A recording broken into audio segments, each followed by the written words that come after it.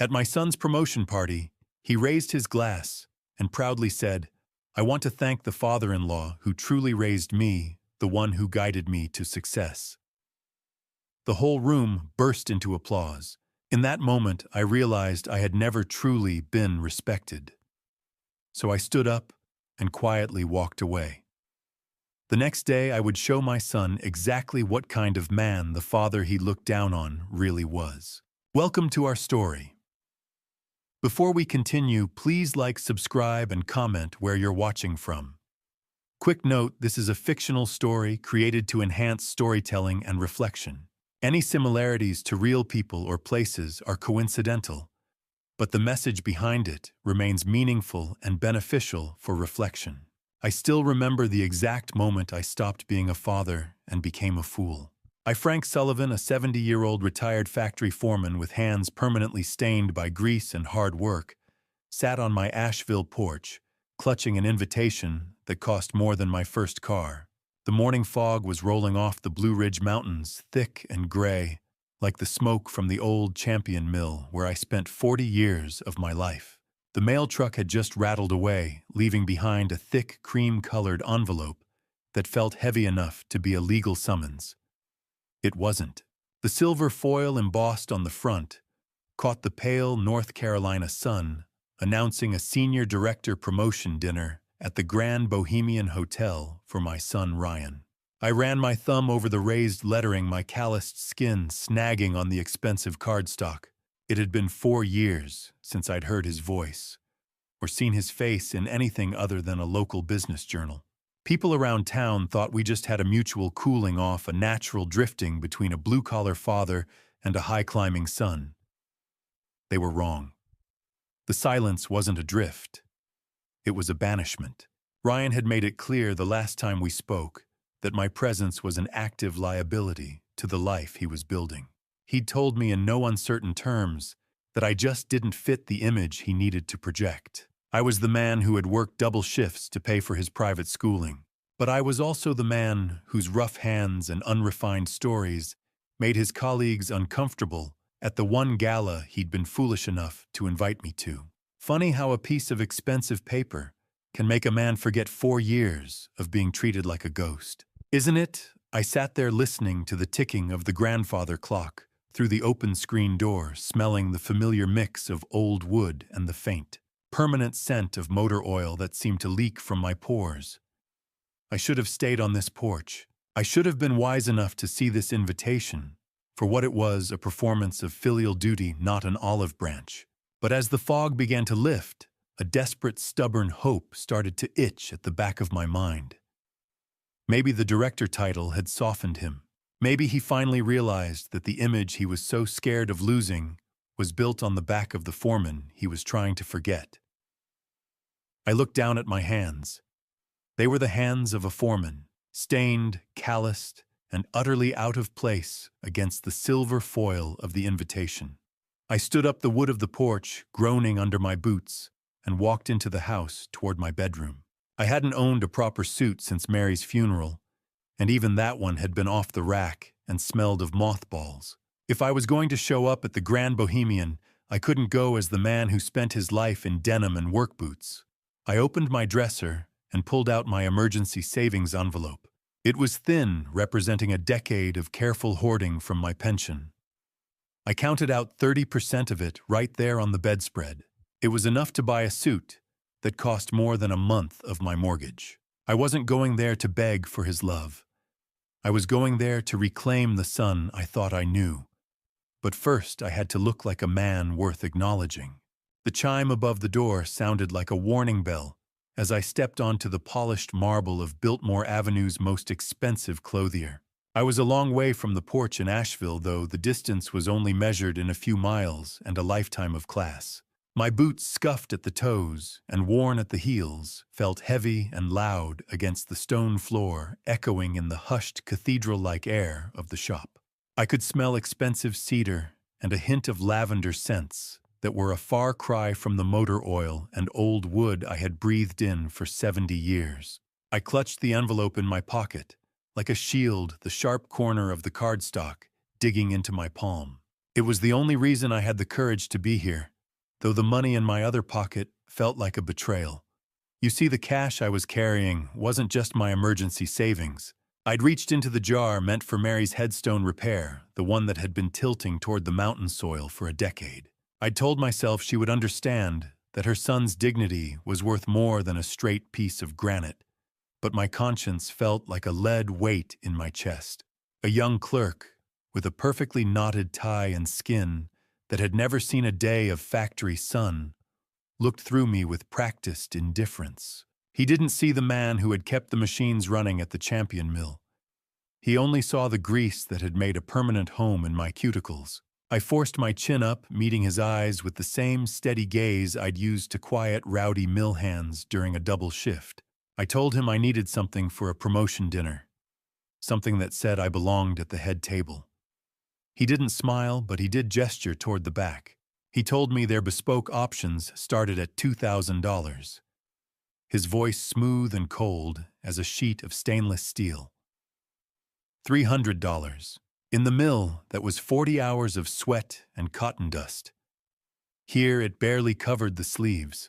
I swallowed my pride and followed him to the racks, my fingers brushing against swatches of Italian wool that felt too soft to be real.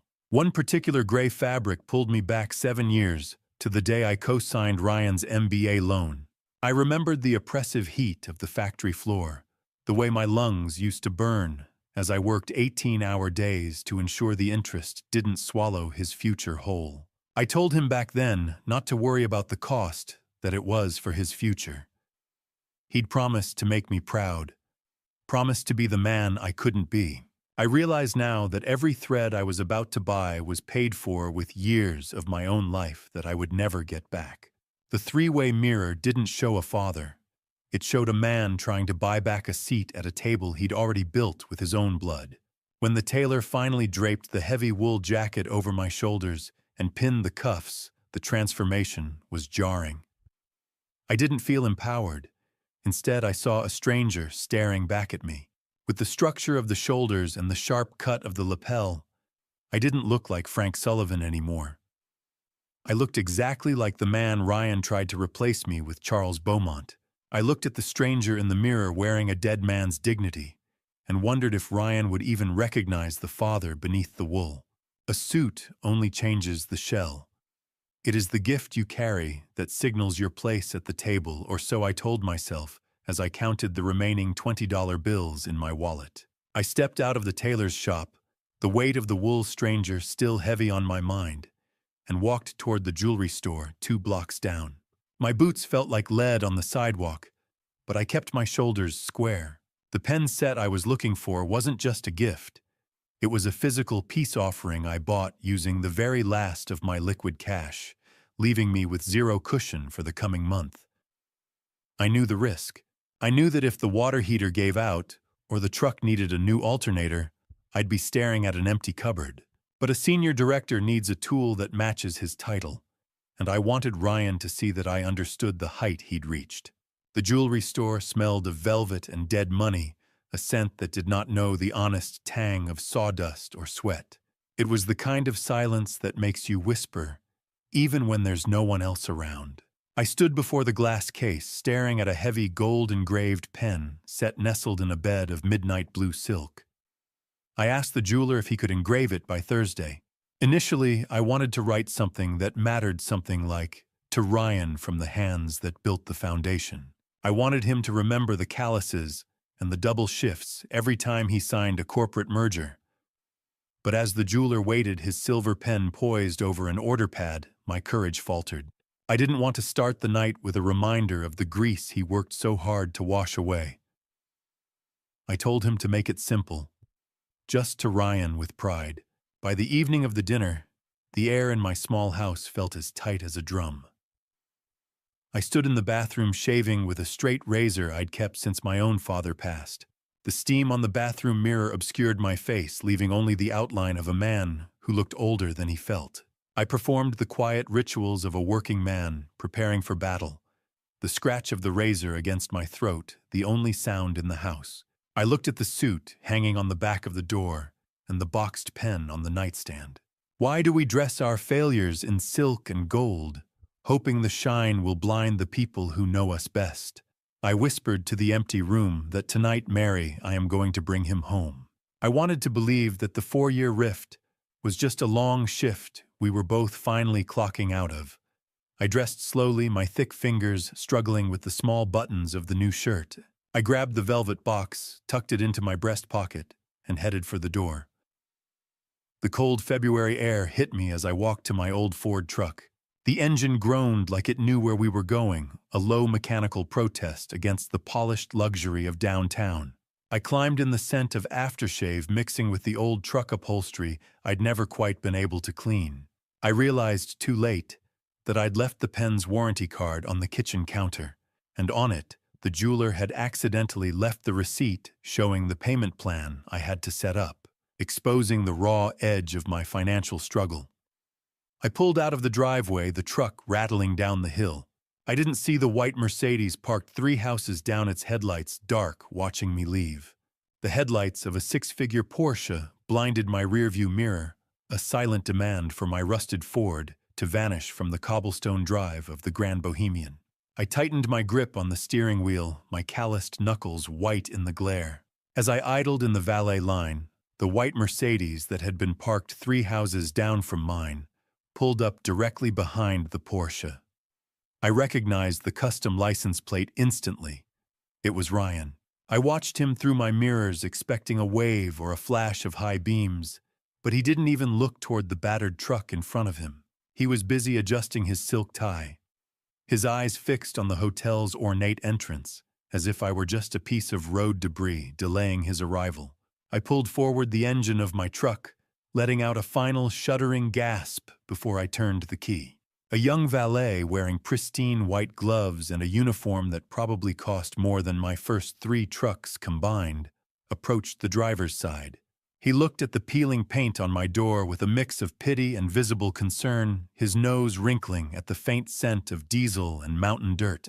He asked if I was sure I wanted to park this out front, his voice dripping with the kind of forced politeness that's worse than an insult. I handed him my cold metal keys and told him it had 4 wheels and a current tag, so it would sit just fine. The valet didn't just take my keys. He took my dignity, handling the metal like it was contaminated with the very grease that paid for my son's life. I stepped out, smoothing the fabric of my new suit, though it felt like a costume that didn't quite fit the man underneath. The air was thick with the roar of luxury engines and the scent of expensive exhaust, a sharp contrast to the smell of cedar and leather wafting from the hotel. I pushed through the heavy oak doors, the weight of the wood requiring a strength my 70-year-old shoulders had to fight to provide. Inside the lobby was a cathedral of wealth filled with hunting lodge luxury taxidermy staring down from the walls and velvet furniture that looked too soft to sit on.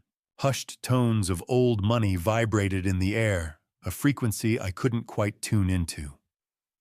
I clutched the gold pen box tightly in my breast pocket, the sharp corner a constant reminder of why I was here. I noticed the guests in designer gowns instinctively give me a wider berth as I walked toward the directory. They didn't see the suit. They saw the 40 years of factory floor rhythm in my walk, a heavy-set gait that no amount of Italian wool could hide. The lobby was a cathedral of wealth, and I was a heretic walking down the aisle in a suit that still smelled of the department store rack. I reached the digital directory searching for the ballroom location, but the words on the screen made the blood turn cold in my veins. It didn't just say Ryan Sullivan Promotion. Secretvoices. In bold gold letters it read, The Beaumont Sullivan Advancement. My son hadn't just invited me to a dinner. He had invited me to a merger where his own identity had been secondary. On the directory in bold gold letters it read, The Beaumont Sullivan Advancement. My name was second, and it was smaller like a footnote to a story I wasn't supposed to read. The swell of a string quartet shouldn't feel like a physical blow to the chest. But as I stepped into the grand ballroom, the music sounded like a funeral march for my own dignity. I had seen that directory in the lobby, that gold-lettered insult that placed my name as a secondary thought to the Beaumont Empire. and the simmering anger in my gut was starting to feel like a steady industrial heat. I reached into my pocket and pulled out the stiff invitation, the one I had spent $300 to match with a suit I didn't recognize. As I turned it over in the dim light of the entryway, I noticed a tiny lime green sticker on the back. It was a color-coded dot, a silent system of classification I hadn't understood until now.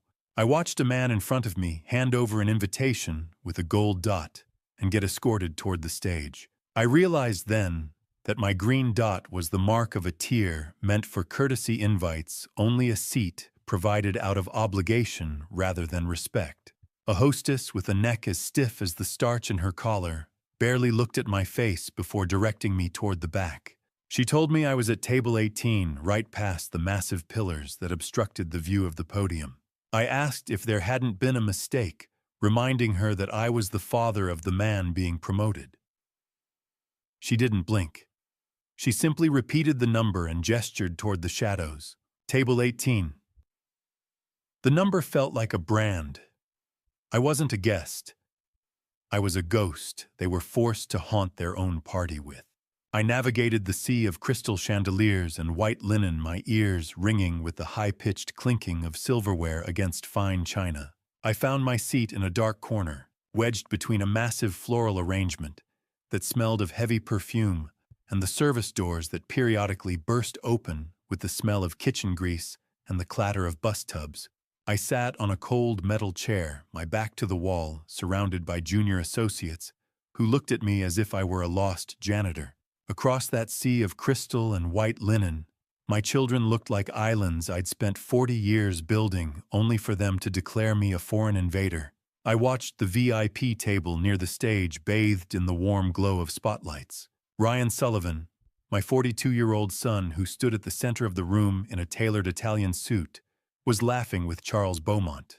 Ryan's eyes never strayed far from his wealthy father-in-law, looking for cues on how to hold his glass and when to smile.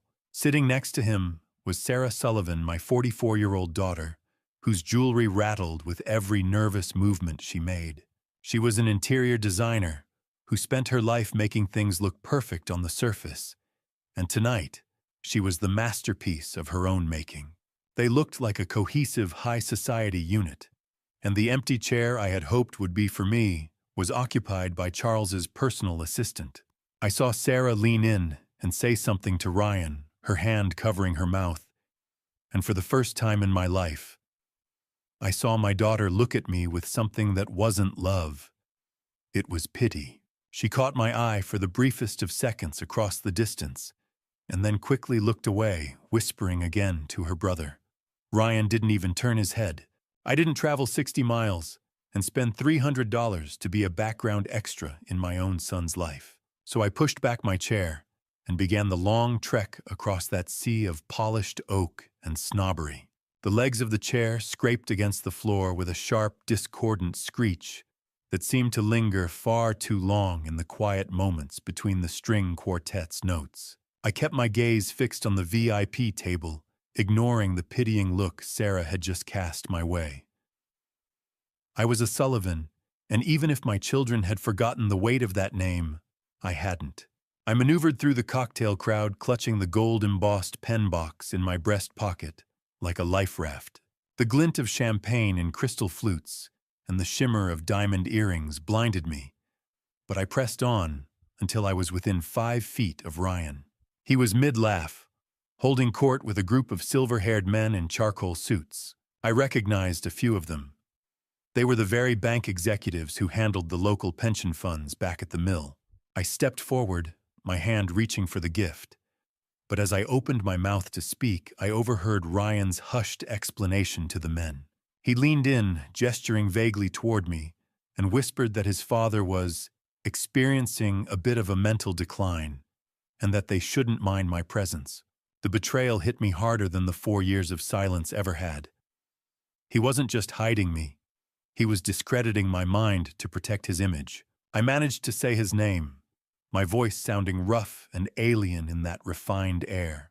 Ryan spotted me, and for a split second, his face drained of color a flicker of the boy I used to know appearing behind the mask of the senior director. Then the mask snapped back. He deliberately turned his back to me, engaging in a loud, animated conversation with Charles Beaumont about interest rates. The air in that room was thick with the smell of expensive perfume and the suffocating stench of an ungrateful child's ambition. I stood there in the dead zone of the conversation, a ghost in a new suit, feeling the eyes of the executives turn from me as if I were a smudge on a lens. Before I could find the words to demand he look at me, Jen Sullivan, 39, the daughter of the city's most prominent developer, moved through the crowd with a grace that felt like a barrier. She stepped directly into my path, her smile as sharp and cold as a razor blade. She placed a hand on my arm, not a gesture of affection, but a firm, controlling anchor. She whispered that I was bothering the guests and that my working-class vibe was causing a stir among the board members. Bothering the guests. That was the phrase. I was a flea on the silk of their perfect new lives. She subtly indicated the security guard standing by the service doors, making it clear that if I didn't return to my designated corner, I would be escorted out like a common trespasser. I was forced back to table 18, my pride trailing behind me like a shroud. As I sank into my chair, I noticed a small gift tag attached to a massive floral centerpiece at the head table. It was Sarah's handwriting, thanking Charles Beaumont for being the grandfather my children deserve.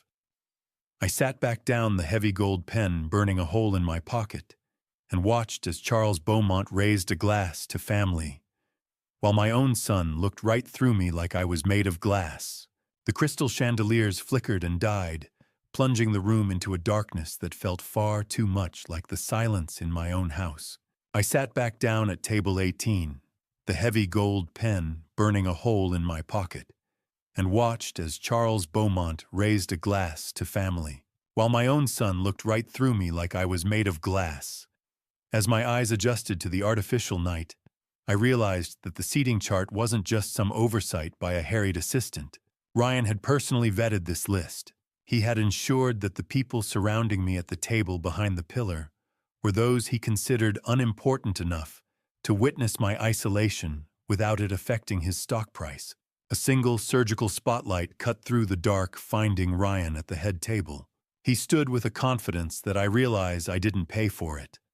Was grown in someone else's garden, watered by the approval of men who never knew the grit of the factory floor. As he began his walk toward the podium, the room fell into a hush so profound I could hear the nervous, rhythmic thrumming of my own pulse against my tight collar. The air was stale, smelling of expensive floor wax and the lingering scent of floral arrangements that were starting to wilt under the tension.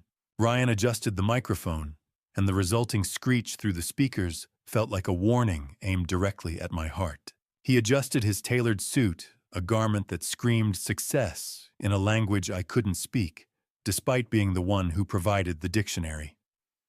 80 guests, 80 witnesses to a lie that was about to become my son's new truth. I could feel the weight of the gold pen set in my breast pocket, a heavy anchor pulling at my dignity. The room was expectant, the kind of silence you find in a court right before the verdict is read. Ryan cleared his throat, the sound amplified and godlike. He began by thanking the Beaumont family for their unwavering belief in him, his voice smooth and practiced. I waited for my name. I felt my heart hammer striking against my ribs, a primitive drumbeat of desperate hope. I thought that maybe after 4 years of being treated like a ghost, he would acknowledge the 40 years of grease and sweat that put that expensive silk on his back. How do you breathe when you're watching your own history being rewritten by the person who owes you the most? Ryan smiled, but it was a cold, professional expression I didn't recognize. He leaned into the mic and said he wanted to start the night by talking about the man who made all of this possible, a man who showed him what it truly means to be a leader. For a split second, I actually started to lean forward, my hand instinctively reaching for the lapel of my suit. Then Ryan turned his head. He made direct, warm eye contact with Charles Beaumont, his gaze lingering on the older man with a devotion he had never shown me. When he said the word father, he didn't look toward table 18. He looked at the man who had bought his loyalty with a corner office and a dowried daughter. Ryan leaned into the mic, a smile spreading across his face that I didn't recognize, and said, "Charles, tonight isn't just about my promotion. It's about the father you've been to me when I had no one else." I watched my son's mouth move, but the voice coming through the speakers didn't belong to the boy I'd taught to throw a baseball. It belonged to a stranger who had decided I was a mistake in his biography. The soft gasp from the audience after his last comment about Charles Beaumont being his true father felt like a collective intake of breath, a signal that everyone in the room knew they were witnessing an execution. Ryan didn't stop there. He leaned into the microphone, his eyes shining with a feverish corporate zeal. He began to pivot the speech toward his childhood, but he didn't speak of the Sunday mornings we spent fishing, or the way I used to carry him on my shoulders. Instead, he framed my 35 years as a factory foreman as a tragic lack of ambition. He mocked the union mentality that he claimed had stifled the air in our home, describing a narrow vision of a man who only cared about the next paycheck and a steady supply of widgets. I felt the eyes of the junior associates at table 18 darting toward me, their initial curiosity curdling into a sticky, suffocating pity. Ryan's voice boomed through the ballroom, claiming he grew up in a house where success was measured by how little grease was under your fingernails at dinner. He laughed, and the room followed suit, a polite ripple of amusement that felt like salt in an open wound. Widgets. He called 35 years of my life widgets. It was as if the blood, sweat, and the literal bone I'd left on that factory floor were nothing more than a punchline for a room full of people who had never known the weight of a wrench. From my shadowed corner, I noticed a pale blue glow reflecting off the podium's glass. My eyes sharpened, focusing on the rhythmic scrolling of text. He wasn't speaking from the heart. He was reading from a teleprompter. This entire character assassination had been scripted, edited, and rehearsed weeks in advance. It wasn't a moment of spontaneous passion. It was a calculated liquidation of my existence. Then came the final crushing lie. Ryan leaned forward, his voice dropping to a theatrical, reverent tone as he spoke about his MBA. He told the crowd that Charles Beaumont was the one who saw potential in him and funded his education when others doubted his path. I clutched my water glass, my knuckles white and straining against the cold surface. I remembered the night I sat at the kitchen table, signing over $45,000, the entirety of my wife Mary's life insurance, and every cent of my 401k just to ensure he didn't graduate with a mountain of debt. Ryan called Charles Dad, while gesturing for the older man to stand, and the metallic tang of adrenaline and bile rose in the back of my throat. Have you ever heard your own bloodline disowned in a room full of strangers? It sounds like glass shattering in a vacuum. As the room erupted in thunderous applause, and Charles Beaumont stood to embrace the man I had raised, I felt a sudden, terrifying drop in my blood pressure. It wasn't a heart attack. It was something far more permanent. It was the total icy death of my paternal love. The water glass in my hand began to tremble, the surface of the liquid vibrating with the force of a heart that was finally mercifully turning into a stone. I didn't wait for the dessert or the forced handshakes. I stood up while the room was still erupting for the man who had just stolen my life story. The standing ovation was a wall of noise, 80 people celebrating a fiction that had meticulously erased 40 years of my sweat. I slipped past the floral arrangements and the service doors, my movement unhurried and invisible. On a waiter's abandoned tray near the exit, I placed the gold-embossed pen set. A gold nib can't fix a soul that's been traded for a corporate title, and I no longer wanted that dead weight in my pocket. As I moved through the lobby, the air felt thinner and more honest than the manufactured atmosphere of the ballroom. I walked toward the valet stand, feeling the stiff wool of my new suit move against my skin like a shroud I was ready to shed. As I drove away, I looked in the rearview mirror and realized I wasn't just leaving a party. I was leaving behind the version of myself that would have ever forgiven them. That man died tonight drowned in the applause for a stranger who used to be my son. I pushed through the glass doors, the mountain air hitting my lungs like a bucket of cold water. It was sharp and clean, cutting through the scent of expensive floor wax. I reached the valet line just as a couple of stragglers were leaning against a pillar laughing. They didn't see me, or if they did, I was just a ghost in an off-the-rack suit. One of them mocked the old guy in the back, repeating Ryan's lines about the factory mentality, with a cruel, drunken relish. The Ford engine roared. It was a beautiful, honest sound. Metal hitting metal, no lies, no teleprompters. I handed the last $5 bill in my pocket to the valet and told him to keep the change. He didn't thank me, but the engine didn't care. I gripped the steering wheel until my knuckles ached, the dashboard glow reflecting in my eyes. The words of those strangers didn't hurt me. Instead, they acted like a chemical catalyst, solidifying my decision to burn every bridge I ever built for those ungrateful children. The hotel was a sinking ship, and I was the only one who realized the lifeboats were already gone.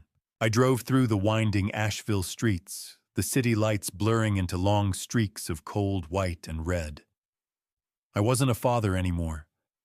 I was a consequence. Every double shift, every sacrificed vacation, every cent of Mary's life insurance, it was all a debt that was now being called in. The mountain air rushed through the cracked window, smelling of pine and exhaust fumes. I was done with the pretense. I was done with the hope.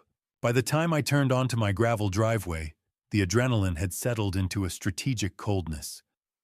I pulled the truck to a stop, but I didn't turn off the lights immediately. I sat there, the engine ticking as it cooled, and then I saw it. A light was on in my kitchen.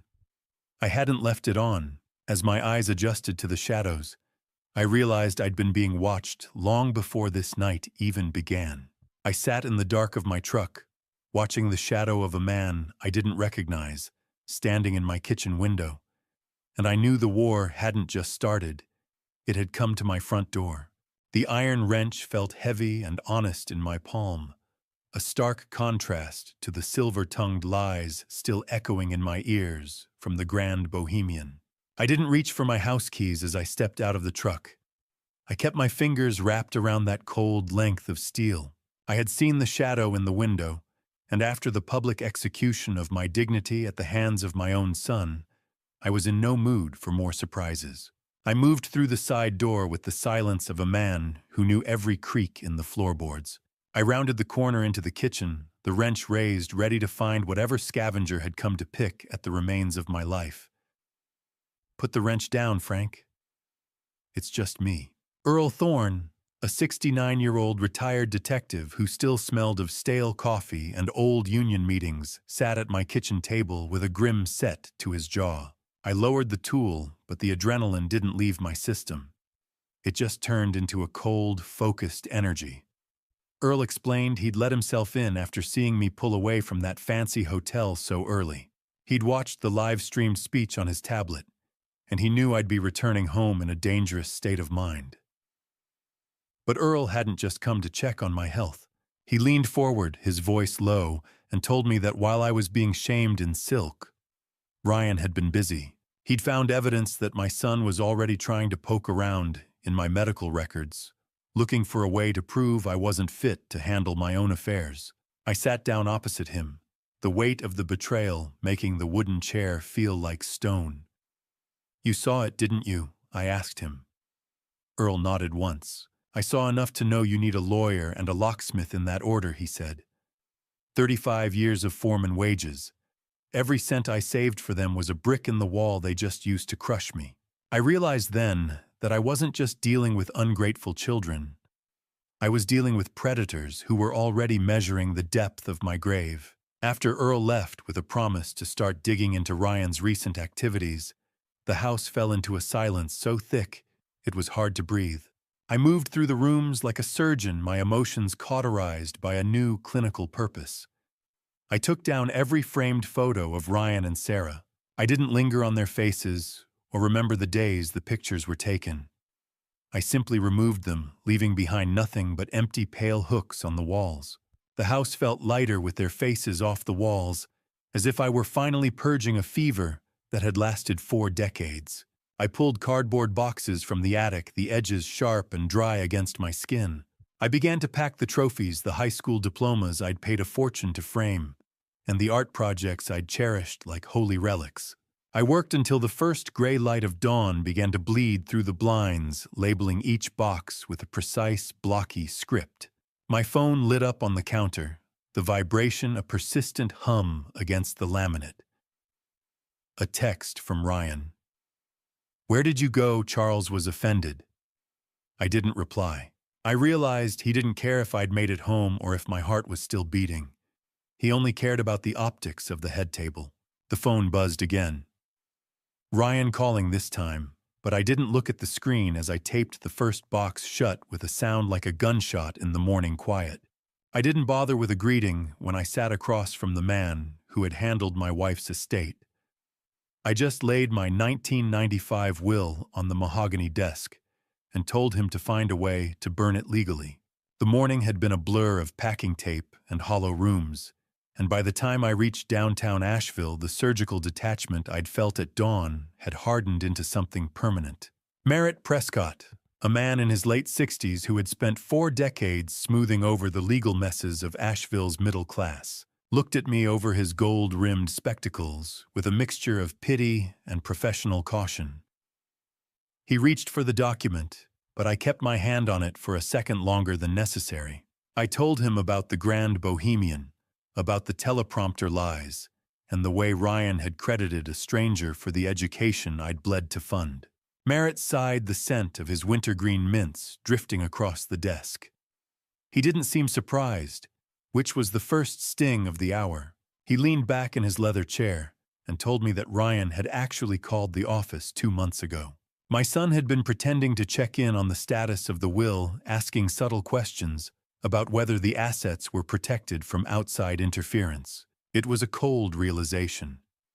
The betrayal at the gala wasn't a sudden lapse in judgment, but the final act of a long-planned siege. Merritt asked me if I was sure, reminding me that cutting off my own blood was a permanent move.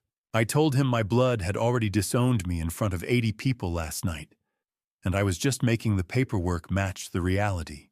Is it still an inheritance if you've already paid for it with your soul? I didn't think so.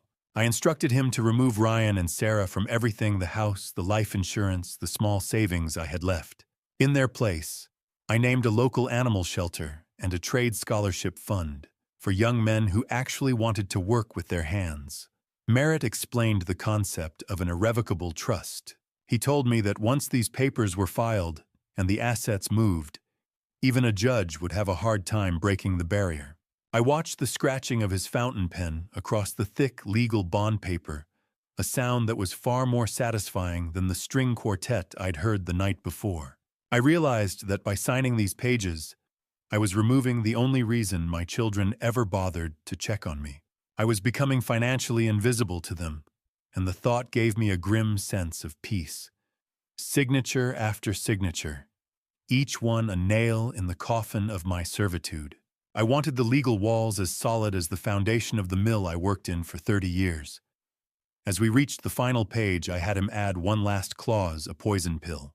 If the children ever attempted to sue the estate or contest the trust, their own children's trusts would be immediately forfeited and donated to the same charities. I was protecting the next generation from the rot of the current one.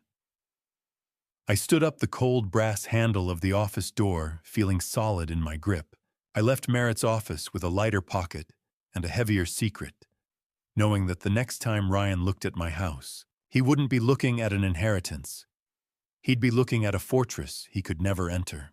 The diner on Patton Avenue was the kind of place where men like me went to disappear into a cup of black coffee and the hard truths of the past. The smell of burnt coffee and cheap vinyl always helped me think, but the look on Earl Thorne's face told me I wasn't going to like the thoughts coming my way. I slid into the booth across from him, the cold sweat on my neck reacting to the blast of the diner's air conditioner. Earl didn't offer a pleasantry. He just tapped a thin, weathered folder lying open on the laminate table right next to a menu stained with old grease. He had been digging into my banking records from nearly a decade ago, looking for the cracks in the foundation I'd missed while I was busy working. He asked if I'd ever given Ryan my power of attorney back in the day. I told him I had, but only for medical emergencies when Mary was at her worst.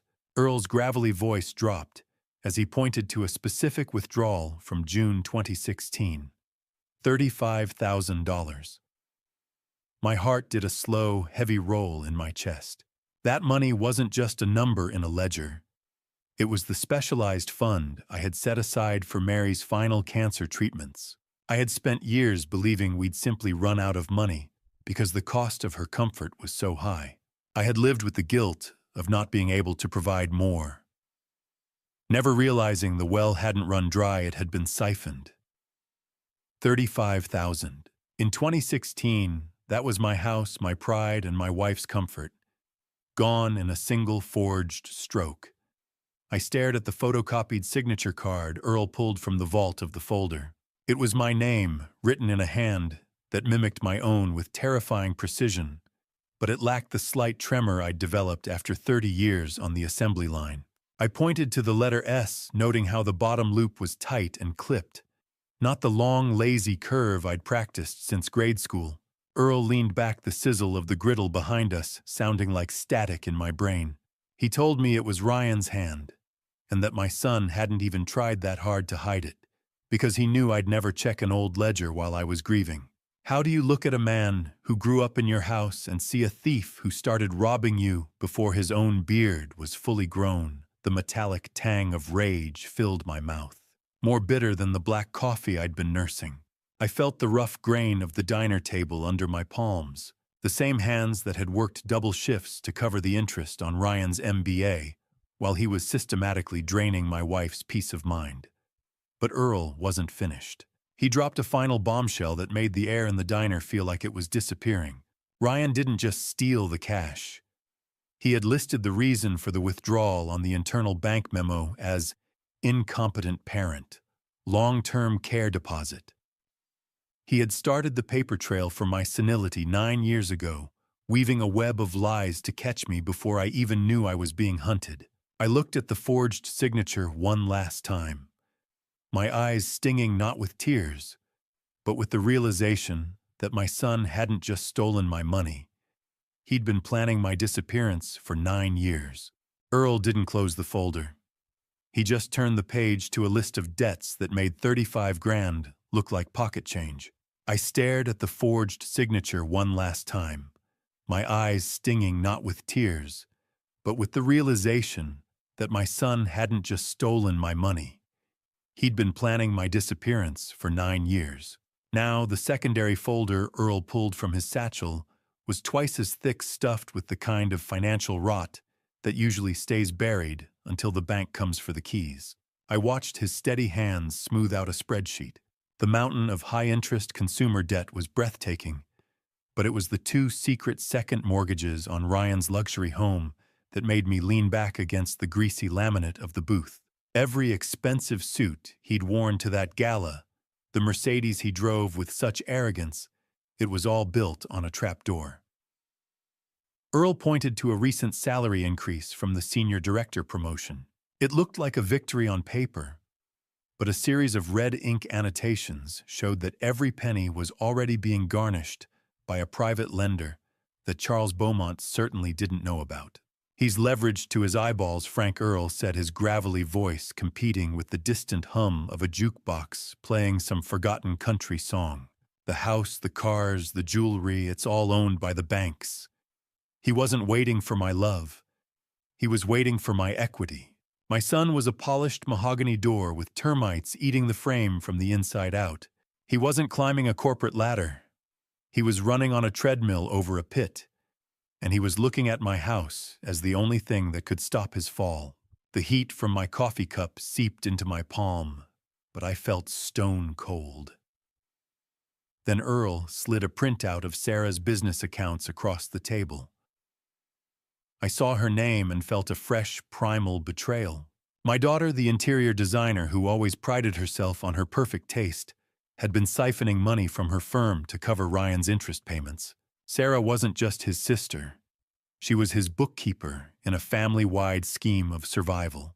She was keeping the lights on in his life, only because her own inheritance was tied to the same equity he was trying to liquidate. They weren't siblings anymore. They were business partners in a plan to harvest me like an old crop. How many times did I skip dinner to make sure they had a full plate only for them to treat me like the last item on a liquidation menu? I closed my eyes for a second. The smell of bacon grease and old newsprint suddenly nauseating. I realized then that my children didn't see a father when they looked at me. They saw a title deed and a life insurance policy that was taking too long to pay out. Earl tapped a specific line on the bottom of the page, his expression darker than I'd ever seen it. He told me that Ryan had already listed my house on a shadow market for private sales, essentially putting a price tag on my roof while I was still sleeping under it. Then he whispered the worst of it. He pointed to a recent payment to an elder law specialist. "They aren't waiting for you to die, Frank," he said. "They're making a move to take control while you're still breathing." Earl didn't need to explain the term incompetency to me. I'd seen enough men at the mill broken by age to know it was a death sentence for a man's soul, but seeing it written in my son's digital hand was a different kind of murder. I sat in that diner booth, the air smelling of ink and ozone, as Earl slid a folder of pixelated printouts across the greasy laminate. He had been digging through the digital shadows, and what he found made the $35,000 theft look like a mere prelude. I looked at a series of hacked emails between Ryan and Charles Beaumont dating back 3 years. In them, Ryan painted a picture of himself as a lone wolf, telling Charles he had paid for his own MBA through sheer grit and 3 side jobs. There was no mention of the $45,000 I'd handed him from Mary's life insurance, or the fact that I was still making the monthly payments on the loan I'd co-signed. I discovered that Ryan was even charging his own children's private school tuition to a credit card he had secretly opened in my name, using the very paper trail of my alleged senility to hide his tracks from fraud detection. Grit. He called my blood money grit. In the mill, grit was what blinded you. In his world, it was what he used to blind his father-in-law. I watched Earl's nicotine-stained fingers tap a page where Charles Beaumont praised Ryan's self-made spirit, at the same time mocking the handout culture of the working class. It was a bitter pill to swallow, knowing I was the one keeping the roof over their heads, while they sat in ivory towers laughing at men like me. The rhythmic thumping of the diner's ceiling fan sounded like a countdown. My expensive habits, I read aloud, my voice sounding like gravel. Earl, he told Charles he was relieved Mary was gone, so he wouldn't have to keep supporting my expensive habits. I felt a cold sweat on the small of my back as I realized Ryan was talking about my wife's hospice care. He'd twisted the most painful months of my life into a financial burden I had supposedly placed on him. It was a lie designed to justify his eventually seizing my home to Charles. Reading these emails was like watching someone dismantle my house brick by brick, then tell the neighbors they'd built the whole thing with their bare hands. Every word Ryan wrote was a nail in the coffin of the man I thought I raised. The emails revealed that his senior director promotion was actually conditional on him cleaning up his family baggage. In his world, baggage was just a polite word for an aging father who knew too much. The promotion required me to be institutionalized a tidy way to remove the evidence of his true origins before he took his next big paycheck. I looked at the last page, a draft never sent, addressed to the elder law attorney Sarah had contacted. It contained a date for my wellness check, and as I read the numbers, the cold iron in my blood finally solidified. It was only 6 days away. I didn't blink as I looked at that date. 6 days was a lifetime for a man who knew how to operate heavy machinery. I didn't blink as I looked at that date. 6 days was a lifetime for a man who knew how to operate heavy machinery, but it was just long enough for my daughter to polish the bars of my cage. My thumb traced the edge of the paper, the fiber rough against my skin. The fear I should have felt was gone, replaced by the cold, rhythmic precision of a foreman assessing a structural failure. I turned the page to find a printed email from a nursing home brokerage addressed to Sarah. It wasn't just a suggestion for a facility. It was a confirmation of a $3,000 consultation fee paid directly to her for the successful referral of a new resident.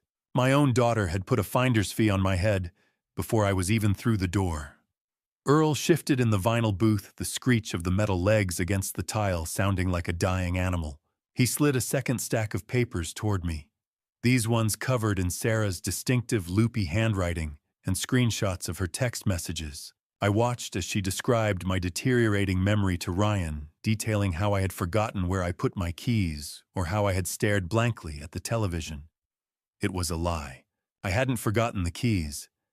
She had moved them to the top of the refrigerator where she knew I wouldn't look. She was building a case brick by brick, using her skills as an interior designer to draft a blueprint for my demise. She suggested installing high-contrast handrails and floor sensors in the hallway.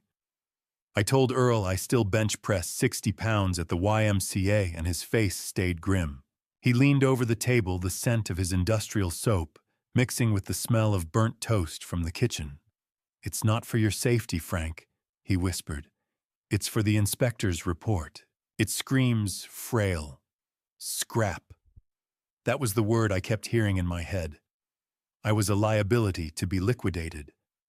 I looked at the next sheet where the math became even more clinical. Ryan and Sarah had calculated the equity in my Asheville home down to the cent. $700,000.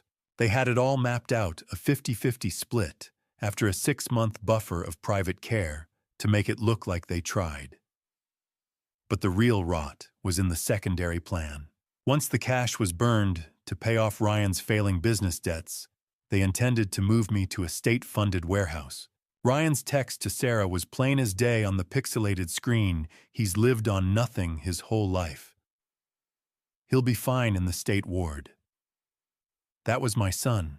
He was talking about me like I was a piece of scrap metal to be sold for parts a machine that had outlived its utility and was now just taking up space on the factory floor.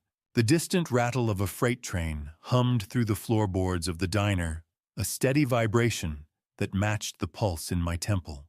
How do you tell your children that the man they're trying to bury is the only one who ever truly dug them out of the mud? Earl turned the very last page. It was a message from Ryan to his wife, Jen. "Once the house is sold," he wrote, "we will finally be free of the Sullivan stench." It wasn't just about the money. They wanted me erased. I looked up from the texts, my hands steady as I pushed the folder back to Earl, the cold fury finally hardening into a weapon. No more digging, Earl. It's time to start the deliveries. Earl looked at me for a long time, the kind of look one soldier gives another when they both know there's no coming back from the next order. I could see the concern in the weathered lines of his face, but he didn't try to talk me out of it. He knew the weight of a heavy heart better than most, and he knew that once a man like me decides on a course of action, the time for sentiment has passed. I reached into my coat and pulled out my wallet, counting out the crisp $100 bills for his invoice. It was a business transaction now as clean and sterile as a factory equipment repair order. I wasn't paying him for the destruction of my family. I was paying him for the blueprints of the truth. I felt a strange, cold cauterization inside. The lingering traces of parental sorrow, the memories of little hands and school recitals were being burned away by the hard data in that folder. I told Earl that it was funny in a dark sort of way. I had been planning to sell the big house myself next month. I was going to move into a little bungalow out in Weaverville and surprise Ryan and Sarah with $100,000 each to help them settle their debts. I officially liquidated that plan in my mind right then. That money would be put to much better use now. Earl leaned forward, noticing I hadn't moved my mug. "You okay, Frank? You haven't touched your coffee." I looked at the dark, still liquid. "The coffee's cold, Earl, just like everything else in that folder. I'm not sad anymore. I'm just busy. Grief is a heavy fog, but anger is a high-intensity laser. It cuts right through the sentiment and shows you exactly where to aim." I was no longer a father being discarded. I was a foreman dealing with a structural failure. I needed to perform corrective maintenance on a broken system. I outlined the specs for Earl with the same precision I used to order steel for a job site. I want 4 copies of every text, every email, and every bank statement, I said, my voice as steady as an anvil. Put them in chronological order. Tabbed, indexed, professional. Earl took a slow sip of his own coffee, watching me over the rim. What are you going to do with them, Frank? I looked him dead in the eye. I'm going to give them a family legacy they can actually use. They wanted a warehouse for me, so I'll give them an audit they'll never forget. I didn't need a hug. I needed a high-speed printer and 4 liters of industrial-strength ink. I stood up the chair, screeching against the diner floor like a warning. As we walked out into the rain-slicked parking lot, the smell of exhaust fumes and wet asphalt filled my lungs, grounding me in the physical world. I told Earl to find me a professional printer in town, someone who could handle high-volume, sensitive corporate documents without asking why a retired foreman wanted 4 identical, leather-bound audits of a betrayal. I wanted these binders to look official, corporate, irrefutable. I climbed into my truck and turned the key, the low hum of the heater fighting the bite of the February air.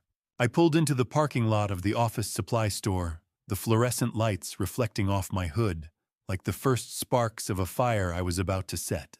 The automatic doors of the Staples hissed open, inviting me into a world of white paper and black ink, where I would finally rewrite the ending of my life. The air inside was cool and sterile, smelling of fresh toner and plastic packaging. I walked past the colorful displays of school supplies and headed straight for the back, where they kept the heavy-duty equipment. I wasn't here for flimsy folders or cheap spirals. I needed something that felt like a sentence being handed down from a high bench. I meticulously selected 4 professional leather-bound binders. I ran my hand over the grain, feeling the stiffness of the covers. I chose thick, reinforced dividers and a heavy-duty industrial stapler that looked like it could pierce bone. When I asked a clerk if the binders would hold 500 pages without the rings snapping, he gave me a curious look. "They are our executive line, sir," he said with a practiced nod. "They will hold everything." I bought the most expensive, high-capacity ink cartridges they had, treating the purchase with the same gravity I once gave to mill equipment requisitions. In my cart sat 4 silver thumb drives as well. I had already spent the afternoon editing a specific piece of footage from the promotion dinner. I wanted each binder to carry a digital copy of that night, specifically a high-resolution loop of the moment Ryan looked at me and effectively disowned me for his new social circle. Ink. It's funny how something so liquid can become so permanent once it hits the page, like a promise or a curse. By the time I got back to my dining room, the house was silent, except for the rhythmic whirring of my printer. I set up a one-man assembly line on the mahogany table. I printed the highlighted text exchanges Earl had found, the forged signatures on my bank authorizations, and the glossy brochures for the state-funded warehouse where my children intended to dump me. I organized the evidence into 4 distinct categories: the debt, the theft, the conspiracy, and the final will. As I snapped the heavy rings of the first binder shut, the sound echoed through the empty house like a judge's gavel. I slipped a thumb drive into the pocket of each cover, making sure the labels were clear. The dining table where we once ate Mary's pot roast and laughed about school plays had become a forensic lab where I was autopsying my own family. Each page I tucked away was a piece of the life I thought I had now revealed as a calculated fiction. I felt a methodical coldness settling into my marrow. I wasn't acting out of spite anymore. I was a foreman cleaning up a catastrophic job site. I reached for my tablet to check the morning's schedule, but a small, persistent red icon caught my eye. A location. Shared notification was glowing at the top of the screen. I tapped it, and my stomach did a slow, nauseating roll. It wasn't an accident. Ryan had been monitoring my phone's GPS for the last week. He had a record of every trip I made to the attorney's office and every hour I spent at Earl Thorne's place. I looked at the icon, and realized Ryan wasn't just waiting for me to lose my mind. He was watching me build the gallows, likely assuming I was just wandering around in a confused daze. He thought he was the predator, but he was just keeping a close eye on his own destruction. Monday morning arrived with a cold mountain rain, the kind that washes the slate clean, whether you're ready for it or not. I watched the FedEx clerk slide the 4 leather-bound gallows across the counter, the barcode scanner chirping like a funeral bell for my children's secrets. I didn't flinch when she asked if I wanted insurance. No, I said, because if they are lost, the truth will still find its way home. I had spent the last week playing a digital shell game with Ryan. I realized he was tracking my phone, so I used the old foreman's trick of predictable movement to feed him exactly what he wanted to see. I left my phone in a diner booth while I met Earl, and I spent hours parked near a high-end assisted living facility while I was actually at the private investigator's office. Ryan likely thought I was measuring my own cage. He didn't realize I was sharpening the axe. I paid for the priority overnight shipping signature required, ensuring they would hit their targets by mid-morning. Outside, the rain slicked the pavement of Patton Avenue, and the cold air bit at my neck. I climbed into my truck and left my phone on the dashboard, dark and silent. I refused to look at the screen until the kill time I had calculated. Signature required. I wanted them to have to look the delivery man in the eye before they looked at their own sins. I wanted their names signed on the line before the trap snapped shut. By 11:30, the first wave of gravity hit. In a high-rise office downtown, Ryan sat behind his mahogany desk, preparing for a board meeting that would cement his standing with Charles Beaumont. His assistant placed the heavy package on his desk, and he likely expected a set of title deeds to my home. Instead, he opened the leather cover to find the words, "Evidence of theft and elder abuse," staring back at him in high-definition color. Across town at her design studio, Sarah was deep in a client consultation, the scent of expensive lavender filling the room. Her intern brought in the special delivery, and Sarah, with a charming smile to her client, excused herself to open it. Her jewelry rattled as her hands began to shake. "What is this?" A joke, Ryan whispered to his empty office, his face turning the color of ash. Sarah simply stood frozen, her eyes darting across the printed screenshots of her own texts. The binders didn't just contain paper. They contained the sound of a father's heart, finally stopping its rhythm of forgiveness. It was a forensic autopsy of a relationship that had died long before the ink hit the page. Ryan flipped the pages, his breath coming in shallow hitches. He expected a list of what he had taken from me, but as he reached the section labeled Forensic Accounting, his knees hit the floor. I hadn't just listed his thefts. I had compiled a directory of every person he had ever lied to about his wealth, including a full contact list for the Beaumont estate. My son had spent years building a house of cards, and I had just handed him a match. Sarah's vision blurred as she realized the depth of the betrayal she had committed, her own handwriting, condemning her in every paragraph. Ryan's hand shook so hard, the binder rings rattled, but it was the yellow, sticky note on the final page that drained the remaining blood from his face. I'm not the only one who received a copy today. The first buzz of my phone sitting on the truck's dashboard felt like the first drop of rain before a hurricane, cold, rhythmic, and inevitable. I didn't reach for it. I simply watched the device dance against the plastic console as I pulled away from the FedEx office, the mountain air carrying the scent of coming rain. Ryan's name flashed across the screen in a bright, demanding glow. Before I reached the first stoplight, the notification shifted from a missed call to an automated reply. I had set a specific rule for their numbers earlier that morning.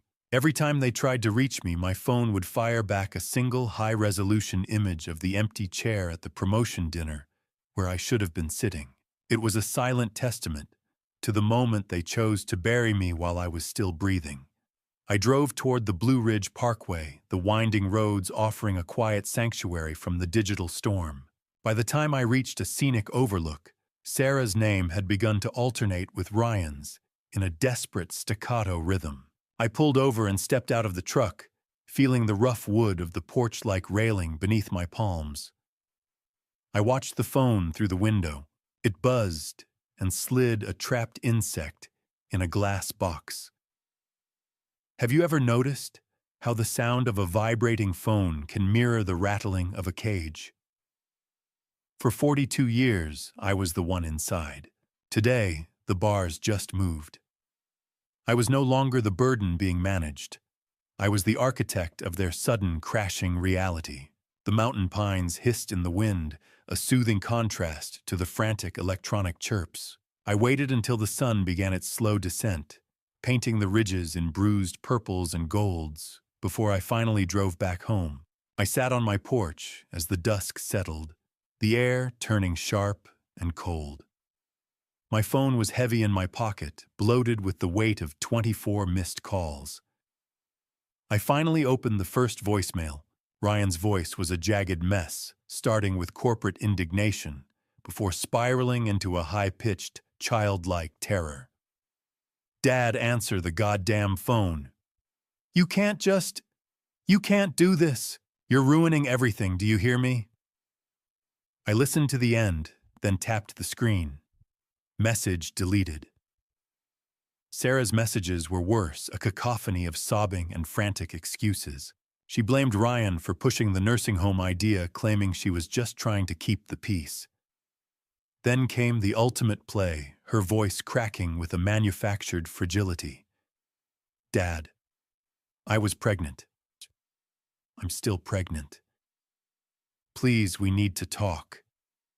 I didn't feel a flicker of the old guilt. I knew my daughter. I knew she would weaponize a heartbeat to save her own skin. Deleted. Every lie, every sob, every manipulation. Gone with a tap of my thumb. The mechanical voice on the system sounded like a prayer as it confirmed each erasure. As I went to delete the final message, a notification from my bank popped up. Ryan had just attempted to reverse the $35,000 withdrawal from 9 years ago, filing a fraudulent error claim to claw back the money before I could use it against him. Even while pleading for mercy, he was still reaching for my wallet. I sat in the gathering dusk, the silence of the mountains finally returning, and whispered to the empty porch. Tomorrow's package won't just tell them what I know, it'll show them what I'm going to do about it. Tuesday morning didn't just bring the sun. It brought the second FedEx truck, this one heading straight for the heart of Ryan's corporate kingdom, with a delivery that carried the weight of a prison sentence. I sat in my armchair, the house quiet save for the soft hum of the refrigerator, and checked the tracking on my tablet. The delivery was confirmed at 10:30 sharp. In my mind's eye, I saw the glass-walled office, the Italian leather chairs, and the chrome accents that my son called success. Ryan likely reached for the binder with a trembling hand, expecting more of the same, but I had raised the stakes. The second package was a targeted strike. I had included a full-page blow-up of the 2016 signature card, my name forged in his jagged, arrogant hand, highlighted in a red so bright it looked like a fresh wound. Next to it, I had printed the North Carolina legal statutes for felony embezzlement. I wasn't talking about family disappointments anymore. I was talking about the district attorney. The real blow, however, was the delivery route itself. Ryan soon discovered the package had been processed through the firm's general mailroom first. By the time it hit his desk, the seal had been broken by a compliance officer, and the cover page, "Evidence of Theft," had already been witnessed by the very people who held his professional life in their hands. "He's going to report me," Ryan must have whispered to his reflection in the glass. "The old man is actually going to send me to jail." The transition from corporate shark to cornered animal happened in less than 3 hours. 17 missed calls, 3 voicemails, one son who had finally realized that the old man knew how to fight back. I didn't answer. I just watched the front gate on my security feed. Around 2 o'clock, Ryan's silver sedan roared up the driveway, kicking up gravel like a spray of bullets. He didn't even turn off the engine before he was at my door, his face a mask of sweating, blotchy panic. He began to pound on the solid oak, the vibration rattling the family photos in the hallway. "Dad, open this door." "We can fix the money, I'll pay it back," he screamed, his voice cracked, losing that practiced baritone he used for board meetings. When I didn't respond, the begging turned into a snarl. "You're losing it, Dad. This is senior abuse. I'll have you committed by dinner." Ryan's fists against my front door sounded like the desperate drums of a retreating army that had finally run out of ground. I felt a strange clinical detachment, like a foreman watching a machine finally shake itself to pieces. I reached out and tapped the intercom button, the ozone scent of the electronics faint in the air. I didn't speak to him. Instead, I let the speaker chime to get his attention. "Ryan?" I said, my voice low and steady. "I'm not just recording you. This camera feed is a live stream. I've shared the link with Sarah and Charles Beaumont.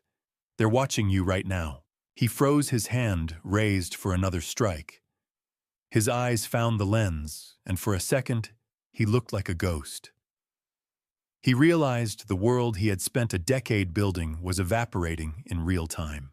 I watched the screen as Ryan's face twisted into something unrecognizable, a mask of pure, ugly hatred, just before he turned and sprinted back to his car, his tires screaming against the asphalt like a dying animal.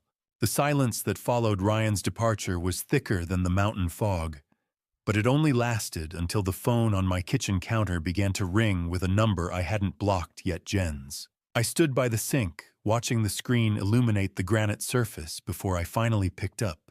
Jen Sullivan, Ryan's wife, a woman who spent 40 years of her life cultivating a persona of high society grace while keeping a sharp eye on the family ledger, didn't lead with a scream. She led with a sigh that was meant to convey a weary, maternal patience. "Mr. Sullivan, we all want what's best for you." She began, her voice strained but controlled. "Ryan is just overwhelmed. He's had a lot of emotional stress with the promotion, and he's not himself."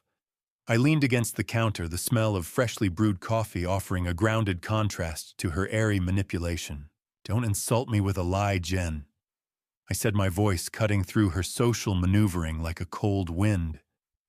"I've read your emails to the consultant. You didn't want what's best for me. You wanted the deed to this land." There was a sharp intake of breath on the other end. In her haste to defend her husband, she let the mask slip. She inadvertently revealed that the fire I'd lit was already consuming their world. Mentioning that Charles Beaumont had already begun questioning Ryan about the Sullivan debt I had highlighted in the binder. The Beaumont household was apparently in the middle of a civil war, and Jen was trying to negotiate a ceasefire before the foundation collapsed entirely. I informed her that the time for intermediaries had passed and hung up before she could offer another excuse. Why do people like Jen think a soft voice can hide the sound of a knife being sharpened behind their back? I turned my attention to the task at hand. I knew Ryan's retreat wasn't a surrender. It was a strategic withdrawal to gather reinforcements. I cleared the kitchen table, moving methodically, and laid out the 4 original binders like a forensic display. A text from Earl chirped on my phone, confirming that Sarah had fled her design studio in a state of sheer panic to meet Ryan at a nearby parking lot. They were circling the wagons. I felt a sense of foreboding, but it was anchored by a resolute calm. I was a man who had spent his life preparing for structural failures, and this was the ultimate collapse. I poured a fresh cup of coffee, the warmth of the ceramic mug steadying my hands, and waited. The scent of rain on the wind drifted through the screen door as the mountain weather began to turn. 2 cars, 1 mission. They weren't coming for coffee. They were coming for my signature and my keys. I watched from the living room window as the silver Mercedes and a dark SUV pulled into the driveway simultaneously. They moved with a synchronized aggression, positioning themselves to block my truck entirely. It wasn't just my children this time.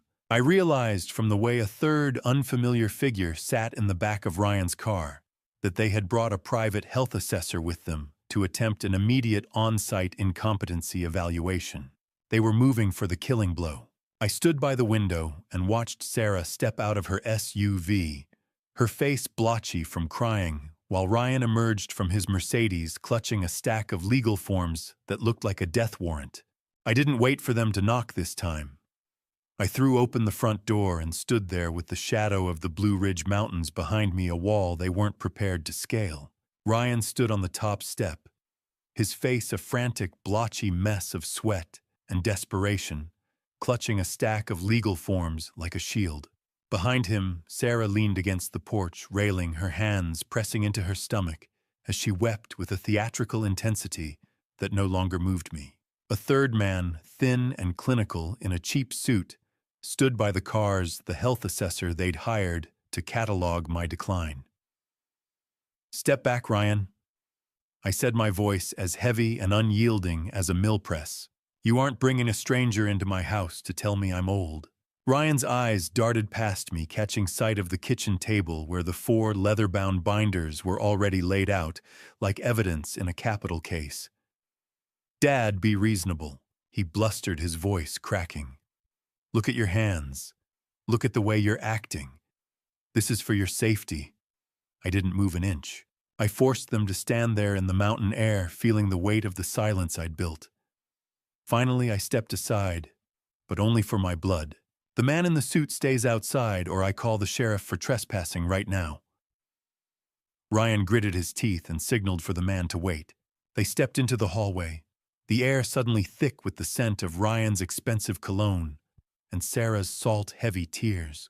I led them to the kitchen, where the overhead light caught the silver rings of the binders. I opened the first one, pointing directly at the forged signature on the loan documents.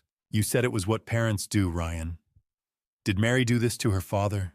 Did I do it to mine?" Ryan stared at the page, his mouth working but no sound coming out.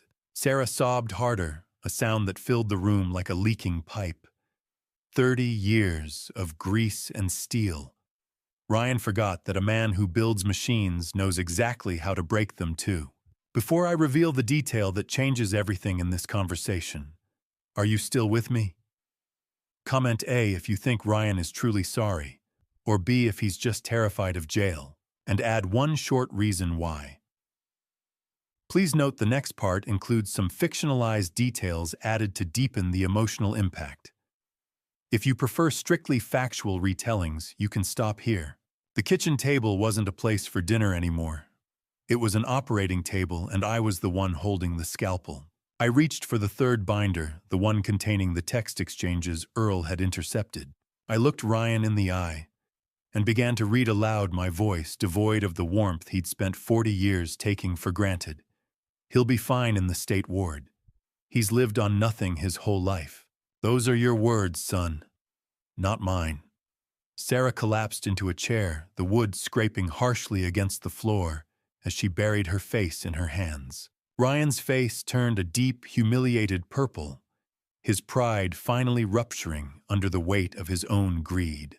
Driven by a final desperate instinct, he lunged across the table to snatch the binder from my hands. I was faster. I caught his wrist mid-air with the iron grip strength of 3 decades in the mill. I tightened my grip on Ryan's wrist until he winced, and as I leaned in, I could smell the terror on his skin, the same scent I'd smelled on the factory floor, right before a machine finally snapped. Ryan didn't pull away. He lunged, his face twisting into the very thing he'd always claimed I was, a monster, but the scream that left his throat was born of pure, distilled shame. I maintained my grip on his wrist. The heavy breathing in the quiet room, the only sound besides the distant, lonely cry of a hawk circling the ridge. My son finally lost his executive polish. The mask didn't just slip. It shattered, revealing a jagged ugliness underneath. "You were an embarrassment," he spat, the veins bulging in his neck like angry snakes.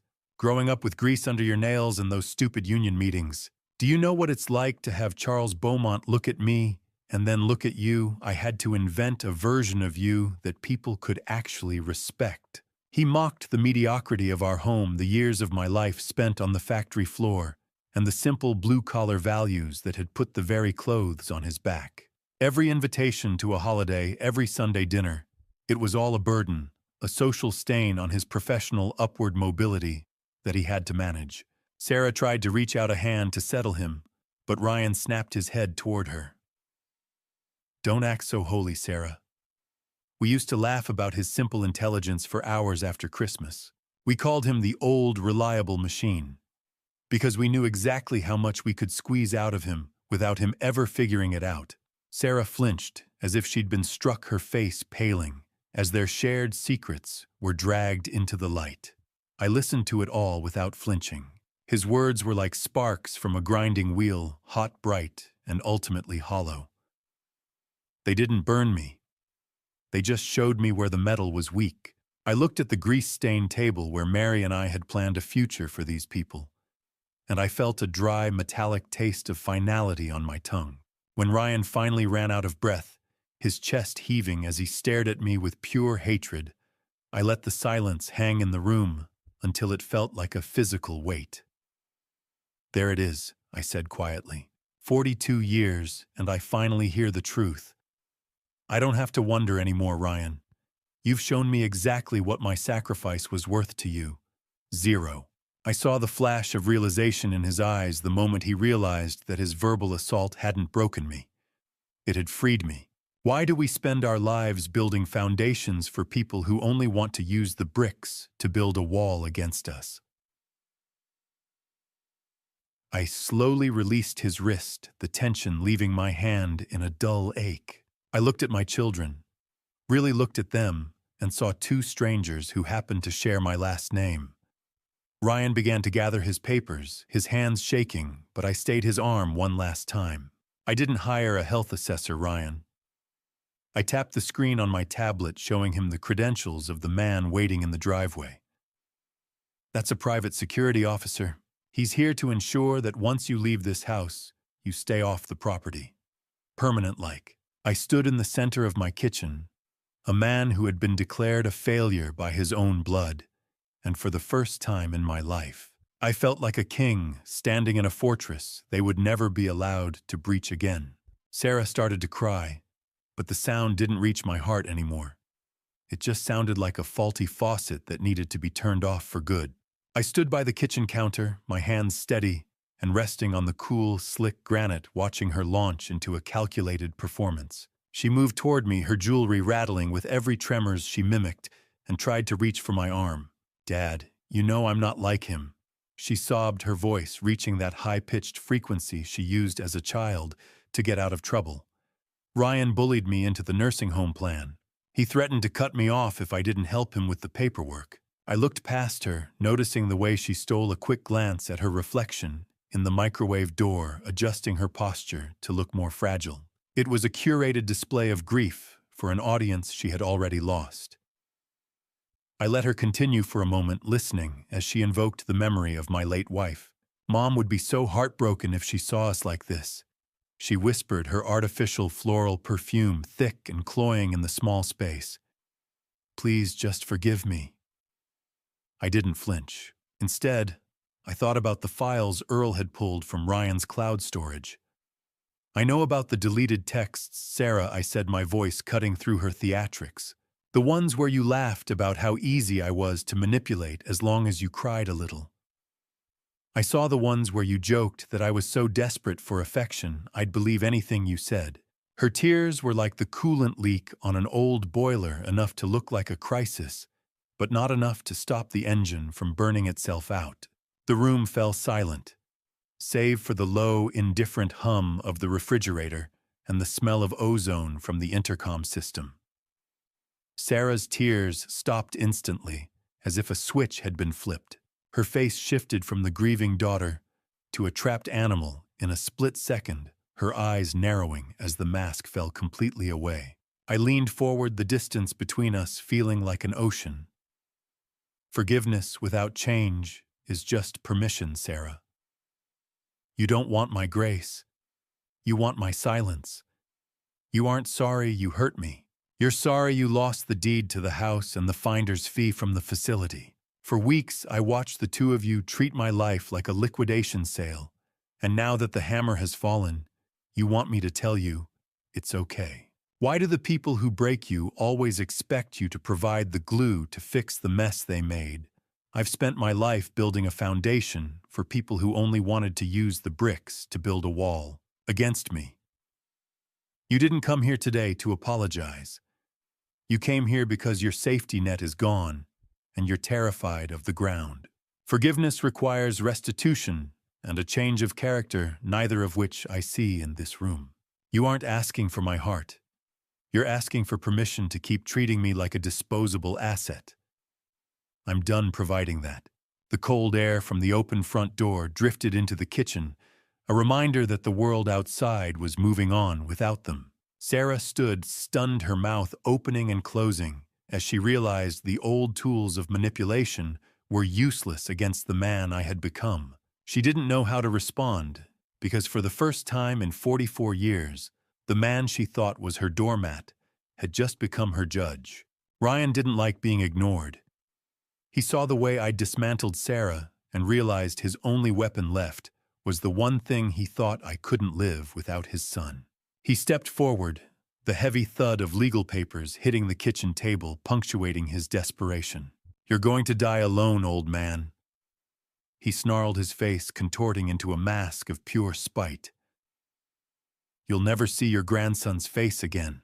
I'm going to make sure he forgets your name before he hits kindergarten."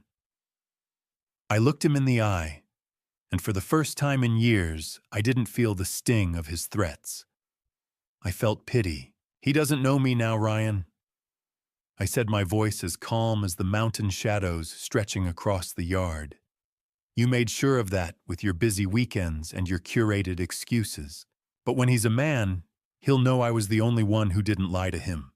I reached for a document in the binder and slid it across the table. I informed him that I'd already established an irrevocable trust for the boy. It was funded by the very $35,000 Ryan had stolen nearly a decade ago. I'd used the legal freeze Merritt Prescott initiated to claw it back before Ryan even noticed the transaction was being audited. The parents were completely cut out of the equation. The boy would access the funds only when he turned 18. Ryan's jaw tightened as he realized the ransom he was trying to collect had already been spent on the hostage's future. Why do people think blood is an all-access pass to a man's dignity? My blood is in the steel of this city, the bridges I helped maintain, and the reputation I built with 40 years of honest sweat. Not just in the veins of children who view me as an ATM. I stood up, my posture straighter than it had been since the day Mary died. "I'm choosing peace over pain," I told them, the words feeling like a reclamation of my own soul. "You two are no longer a part of that peace. My role as your safety net, your bank, and your convenient scapegoat is over. I lived in a kind of servitude to your expectations for far too long, and today I'm taking my dignity back." I walked toward the hallway, the smooth brass of the front door handle cool against my palm. "Out. Both of you. Before the security I hired assists you to the curb." Sarah let out a strangled sob, the lingering scent of her expensive perfume clashing with the damp mountain air blowing in through the screen. Dignity. It's a heavy word when you've been carrying someone else's shame for 40 years. But as I stood my ground, it felt light as a feather. I opened the door wide, inviting the evening chill to sweep out the rot. As they moved past me, I handed Ryan one final crisp white envelope.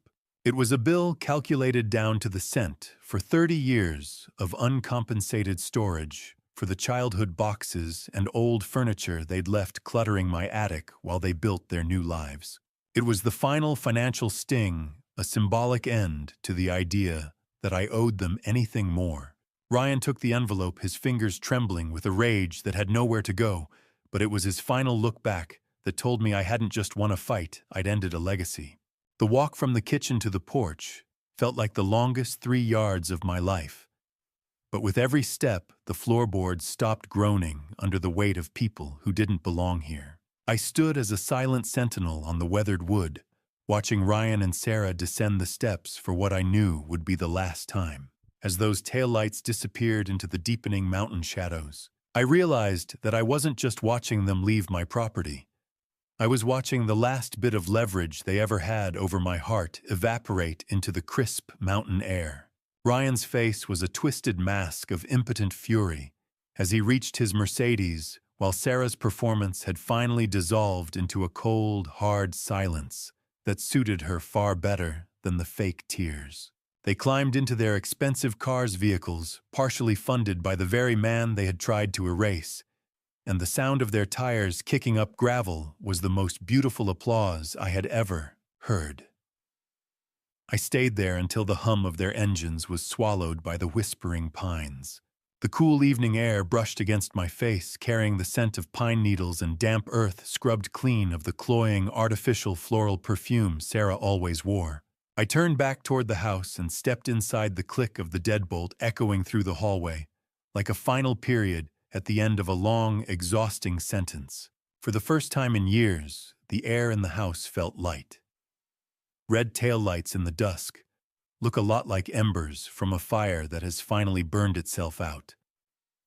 No more heat, no more smoke. Just ash. I walked slowly through the rooms, noticing the empty wall hooks and the faint outlines where photos of family vacations and forced smiles used to hang. I didn't feel the hollow ache I had expected. Instead, I felt a profound sense of relief, as if I had finally evicted the ghosts of my own expectations. I had spent 4 decades trying to build a legacy out of people who only wanted to tear the house down for the scrap metal. I made my way to the living room, where the dusk shadows were stretching long fingers across the floor. I sat down in my old armchair, the worn fabric familiar and supportive against my back. "It's finally quiet," I whispered to the empty room. 42 years. That's how long I carried them. I didn't realize how much my back ached until I put the burden down. The silence wasn't the lonely kind that had haunted me after Mary died. It was a peaceful, earned solitude. I reached into the drawer of the side table and felt around in the back until my fingers brushed against a small, yellowed scrap of paper. I pulled out the handwritten note from Mary that I had tucked away years ago, a private message she'd left in my toolbox before her final hospital stay. It simply said, "Live for yourself, Frank." I stared at her elegant looping script until the darkness made it impossible to see the ink. I finally understood that I hadn't just defended my home. I had fulfilled her last wish. I leaned my head back, listening to the profound silence of a house that was finally truly mine. I sat in the dark, the mountain night pressing against the windows, and for the first time in my life, I wasn't waiting for the phone to ring or a door to slam. I was just waiting for the morning. The sun didn't just rise the next morning. It broke over the ridge like it was seeing a new man, and for the first time in 40 years, the coffee in my hand didn't taste like an obligation. I stood on the porch, the steam from my mug rising into the crisp Appalachian air, listening to the birds returning to the ridge. Their songs were the only things breaking the quiet, and it was a sound I found I could finally live with. I spent the following weeks with my hands in the dirt, tending to the new green shoots in the vegetable garden Mary had once loved. The rough soil between my fingers felt grounding, a physical reminder that life could be cultivated rather than just managed. I ignored the few flying monkeys Ryan sent my way, distant cousins and old business associates who tried to weaponize guilt. My internal walls were now impenetrable to their calls. Even the mail brought a strange kind of peace. I received a final legal notice from Merritt Prescott detailing the fallout of my defensive measures. Ryan had attempted to contest the irrevocable trust I'd set up for my grandson, but he hadn't accounted for the poison pill clause I'd insisted upon. His legal maneuvering triggered a secondary freeze on Sarah's design studio assets, throwing them into a frantic mutual lawsuit. I watched my children turn on each other from a distance, feeling nothing but a mild clinical interest. Silence. It isn't the absence of noise, it's the absence of fear. I hadn't heard it in decades, but now it filled every room of my house like a warm light. By the time May rolled around, I felt a pull toward something beyond my own fence line. I drove into town to the Buncombe County Literacy Center, a small building that smelled of pine-scented cleaner and the comforting dust of old library books. I met the director, Elena Vance, a woman in her 30s with kind eyes and a binder full of local struggles. She looked at my rough, calloused hands and didn't see a foreman. She saw a teacher. I told her I used to teach men how to run 10-ton presses, and that I figured I could teach them how to navigate a paragraph. "We don't need foremen here, Mr. Sullivan," she said with a soft laugh. "We need patience." I looked at her and smiled, the weight of the last 40 years, finally feeling like an asset instead of a burden. "I've got plenty of that now," I replied. "I just spent 4 decades waiting for my life to start." Words are just another kind of tool. If you don't know how to use them, the world will always find a way to use you instead. I understood that better than anyone. As Elena led me toward a small classroom under the hum of fluorescent lights, I felt a sense of purpose that had nothing to do with my bloodline. It was a liberation I hadn't known was possible. I realized my first student was a young man who had been fired from Charles Beaumont's logistics firm for unreliability. Looking at his intake form, I saw the truth: he wasn't lazy. He was just illiterate, unable to read the very manifests that dictated his life. It was a Beaumont wrong I could finally help right. I opened the door to the small classroom and saw a name on the roster that made my heart stop. Not because it was a Sullivan, but because it was the first name of a future I was finally allowed to own. I pulled into my driveway with the smell of old library books still clinging to my sweater, only to find a piece of the past taped to my front door like a yellowing bandage. The session at the Literacy Center had been more than productive. I had looked at the roster earlier that morning and realized the young man sitting across from me was the son of a man I'd fired from the mill nearly 15 years ago for theft. It was a strange, quiet justice to be teaching the boy how to read the world that had broken his father, a full circle of repair that felt right in my calloused hands. I stepped onto the porch and peeled the handwritten letter from the wood. The yellowing tape left a sticky residue that I knew I'd have to scrub off later. I recognized the loopy script immediately. It was from Sarah. The paper still carried a faint, cloying scent of her expensive perfume, but the words inside lacked any real weight. She didn't offer a single word of apology for the attempted theft of my home or the referral fee she'd accepted to lock me away. Instead, she begged me to be the bigger person for the sake of the family image. She mentioned that Ryan's career was in a tailspin and that the social fallout was becoming unbearable. I read it with the same clinical detachment I'd use for a grocery store circular. She wasn't asking for my love. She was asking for a mask to hide behind. I folded the rough paper back into thirds and dropped it directly into the recycling bin by the door without a second thought. Family. It's a word people use when they want to rob you and still expect a thank you note. I didn't let it spoil my afternoon. Later that day, I found myself at the Ingles grocery store enjoying the simple rhythm of choosing my own path through the aisles. The fluorescent grocery lights were bright and indifferent, humming with a low energy that matched my own calm.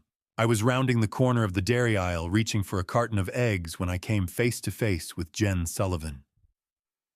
She looked haggard, stripped of her usual high society polish.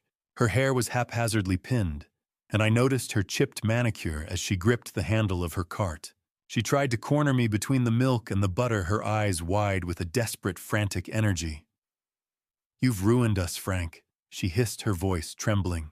"Do you have any idea what Charles Beaumont is doing to Ryan? He's officially cut him off, all because of your bitterness." I felt the cold carton of eggs in my hand, a solid and real thing, compared to the ghost of the woman standing before me. Looking at Jen was like looking at a luxury car, with a blown engine shiny on the outside, but completely stalled and going nowhere. She didn't know that Charles had already reached out to Merritt Prescott to request a full audit of the firm's Sullivan accounts.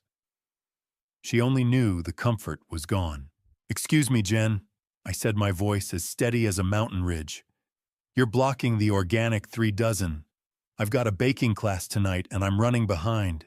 She stared at me, her mouth hanging open, as if she couldn't believe I wasn't engaging with her chaos. I walked past her without looking back, the wheels of my cart squeaking a rhythmic goodbye to the life I no longer had to fund. The shadows of the Blue Ridge were lengthening across my lawn when I saw them, two silhouettes sitting on my porch steps, like the ghosts of a childhood I no longer recognized. I pulled into the driveway, the gravel crunching under my tires, and for a moment I simply sat in the cab of my truck. The purple dusk sky was bleeding into a deep indigo, and the crickets had begun their rhythmic evening chatter. I stepped out, feeling the grit on the porch steps through my soles as I approached. Ryan looked smaller than I remembered, his expensive suit wrinkled and hanging off his shoulders as if he'd aged a decade in a single month. Sarah was beside him, her head bowed. They didn't look like power players anymore. They looked like children waiting for a punishment they finally realized they couldn't bargain away. "Dad, we have nowhere else to go." Ryan began, his voice devoid of its usual corporate steel. "Charles used the evidence you provided to seize my personal accounts as restitution for Jen's dowry. He's forcing a divorce on Sarah and a forced resignation on me. We're truly penniless, Frank." Sarah looked up, then a forced sob catching in her throat as she reached out a hand toward me. "We're still your kids, Frank. Doesn't that mean anything? Can't you just tell the auditors it was a misunderstanding? Give us one last chance to save our names." I stood before them, my hand resting on the solid wood of the front door. The cool brass of the lock was a grounding sensation against my palm. Standing there was like looking at the blueprints of a house that never got built.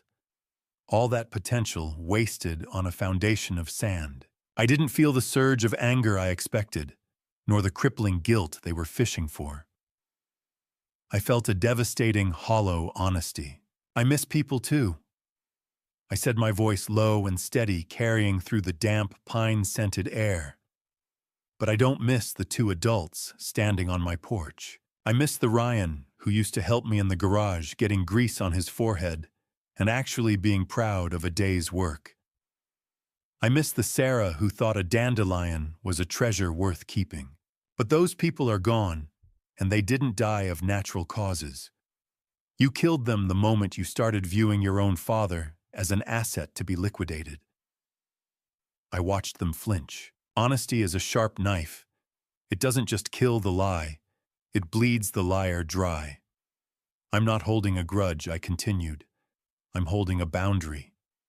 There is a profound difference. My grief for you is already finished, because I realized I was mourning strangers. You aren't here because you love me. You're here because the world you built out of stolen bricks finally fell down on your heads." I turned to open the door, my resolve as unmovable as the mountains behind us. Sarah lunged forward, her voice rising into a shriek. "You can't do this. I'm pregnant, Dad. Do you really want to abandon your grandchild?" Ryan snapped his head toward her, his face twisting in a moment of genuine exhausted irritation. "Shut up, Sarah," he barked. "That lie won't work twice." I didn't even turn around. The confirmation of her previous fabrication was just a footnote on a story I had already closed. I stepped across the threshold into the house that finally felt like a home instead of a waiting room. I closed the door and turned the deadbolt, the sound final and flat, leaving the two strangers I had raised to figure out who they were in the dark. I didn't wake up at 5 to the sound of an alarm. I woke up to the sound of a world that finally made sense, where the morning light through the pines didn't carry the weight of someone else's debt. The air in the bedroom was cool, scented with the faint sharpness of wood smoke from the fireplace downstairs and the deep, clean aroma of fresh coffee. I lay there for a moment, my fingers tracing the rough grain of the wooden headboard, feeling a serenity so profound it felt like a physical presence. It had been 6 months since I turned the deadbolt on the people who shared my blood, but not my soul. Since then, the anonymous donor who funded the new trust for my grandchildren had been the Literacy Center Scholarship Fund itself. Every hour I spent teaching men to read was an hour that built a future Sarah couldn't touch. It was a clean reversal of power. My daughter's daughter would be supported by the very work I did to replace the toxic legacy my children tried to build. My house was no longer a fortress under siege. It had become a workshop of creation. I spent my Saturdays reviewing progress reports from the Literacy Center. 3 of my students had secured full-time employment last month, navigating contracts they could finally understand. I stood in my kitchen, the silence a comforting blanket, rather than a hollow ache, and realized that my life had finally become my own. 6 months, 180 days of breathing without looking over my shoulder. It's a miracle I didn't choke on the fresh air. I walked out onto the porch, the wood cold beneath my feet, and a light dusting of frost clinging to the pines. The morning paper lay there, a damp, heavy reminder of the world beyond the ridge. I picked it up, newsprint ink smudging my fingers, and turned to the community section.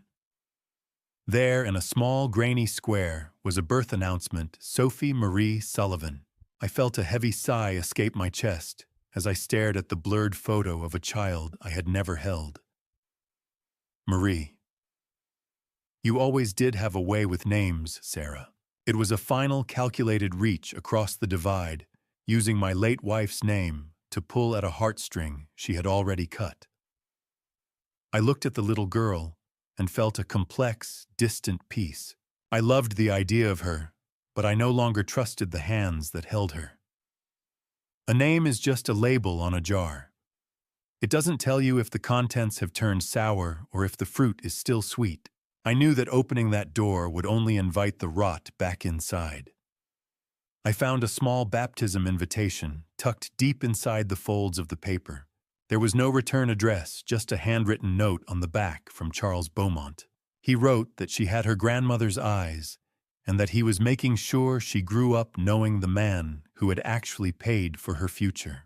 It was a strange alliance forged in the wreckage of our children's greed. The distant chime of church bells echoed through the valley, a sound of bittersweet finality. I set the paper down and looked out at the ridge, watching the sun burn the frost off the trees. I knew that while I would never be the man in their family photos again, I was the reason the new generation had a chance to start without the Sullivan stench. I was finally at rest, a foreman who had finished the hardest job of his life. The mountains don't care about wills or bank accounts. They only care about who has the strength to climb them. I sat at my desk in the soft amber glow of a January sunset, the scent of wood smoke from the fireplace mingling with the sharp, clean smell of fresh ink. I unscrewed the cap of the gold-nibbed pen I'd meant for Ryan and touched it to the blank page. A single drop of ink blooming like a dark secret I was finally ready to share with a girl who shared my wife's name. This pen was the only thing I kept from the night of the promotion dinner, a heavy, balanced instrument that I had reclaimed as a tool for truth rather than a gift for a liar. Dear Sophie, I began the scratching of the pen against the high-quality vellum, sounding like a steady heartbeat in the quiet room. By the time you read this, the world will have told you many things about where you came from. I wrote about the weight of a name and the danger of building a life on the shifting sands of other people's approval. I spoke to her about Mary, ensuring she would know the true strength of the woman she was named after. Bypassing the curated, hollow version of history Sarah would surely try to feed her. I wanted her to know that dignity isn't something you inherit. It is something you forge in the fire of your own choices.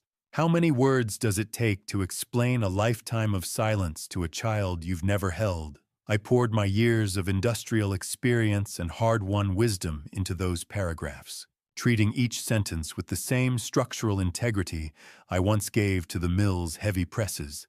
The light through the pines outside began to fade, casting long, skeletal shadows across the desk. I was just finishing the 3rd page when the clinical ring of my phone shattered the stillness. I checked the screen and saw the name of Merritt Prescott, my attorney. The cold glass of the phone felt jarring against my palm after the warmth of the gold pen. "Frank, it's Charles Merritt," said his voice, carrying a labored weight that immediately signaled a shift in the wind. "He went down this morning. A massive stroke in the middle of a board meeting. It doesn't look good." I leaned back in my chair, the air in the room suddenly feeling thin. The meeting Merritt continued was centered on Ryan's final embezzlements. The auditors had laid it all out. Is Ryan with him? I asked, my voice steady despite the shock. Merritt let out a heavy, cynical breath. Ryan is in the parking lot. Security won't even let him pass the lobby. The hospital staff has strict orders. The lobby. That's where Ryan was now. Tucked away in the background, just like he'd done to me. The irony was a bitter pill that left a metallic taste in my mouth. The titan of Asheville industry was falling, and the son he had chosen over his own blood was being treated like a common trespasser.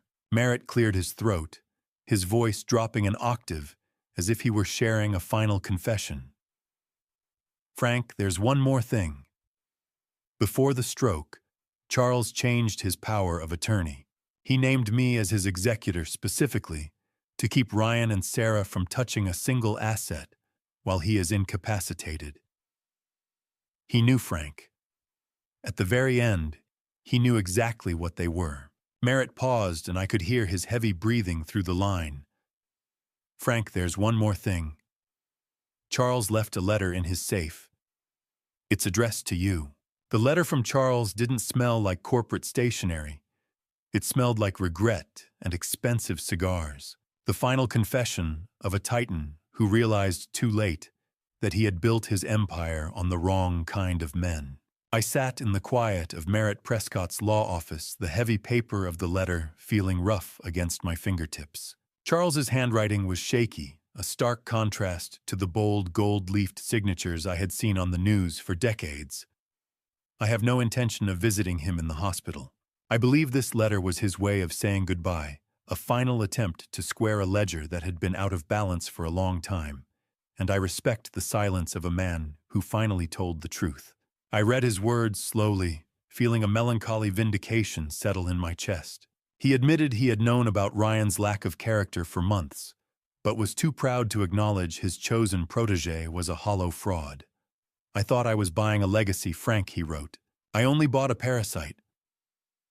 He confessed to envying the genuine connection I had to the work and to my family, even if that connection was now severed. The letter ended with a final request. He had set aside a small legacy fund for Sophie, my granddaughter, and he wanted me to oversee its distribution to ensure Ryan never touched a cent of it. Parasite. Charles used the word like a scalpel.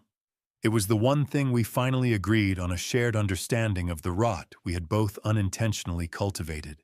A few weeks later, I found myself walking through the Asheville Industrial Museum.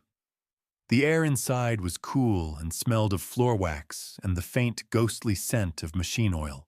I had been invited to consult on a new exhibit about the mill where I had spent 35 years of my life. The curator walked beside me, his footsteps echoing in the hollow hall, but my eyes were locked on the old 10-ton press.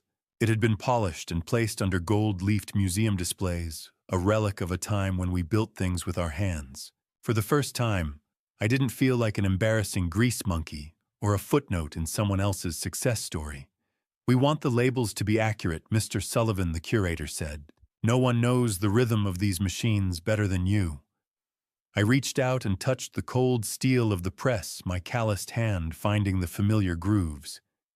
It's not just a machine, I told him. It's the way we put bread on every table in this valley for 40 years. The mill was a monster that ate our youth, but standing here I realized it also forged the only parts of me that were still worth keeping. I felt a profound pride in the grease that had once lived under my nails. As I turned toward the glass doors to leave, I saw a familiar figure standing outside on the sidewalk. Ryan looked unkempt, his shirt wrinkled and his hair a mess.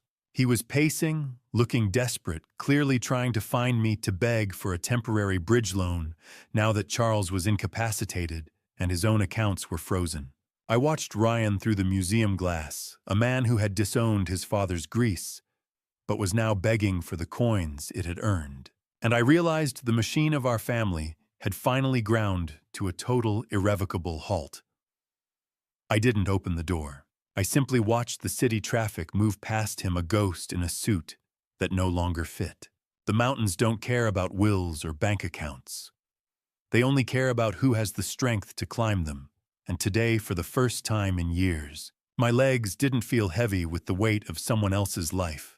I sat in the familiar vinyl booth of the Patton Avenue diner, the steam rising from my coffee in a lazy gray spiral. Across from me sat Linda, a woman in her late 60s with a laugh that sounded like wind chimes and a sharp mind for poetry, who leaned across the table and saw the man I was, not the bank I used to be. We had met through the literacy center, and our conversations had become the highlight of my week. We talked about the students I was tutoring and the garden I'd spent the spring restoring to its former glory. There was a warmth in our connection that had nothing to do with biological obligation or the expectation of a check. Linda leaned in, her eyes bright. "You've got a gift for making the complex sound simple, Frank," she said. "Those boys at the center really listen to you." I took a sip of the bittersweet black coffee, savoring the clean taste of mountain water. "It's just maintenance, Linda," I told her.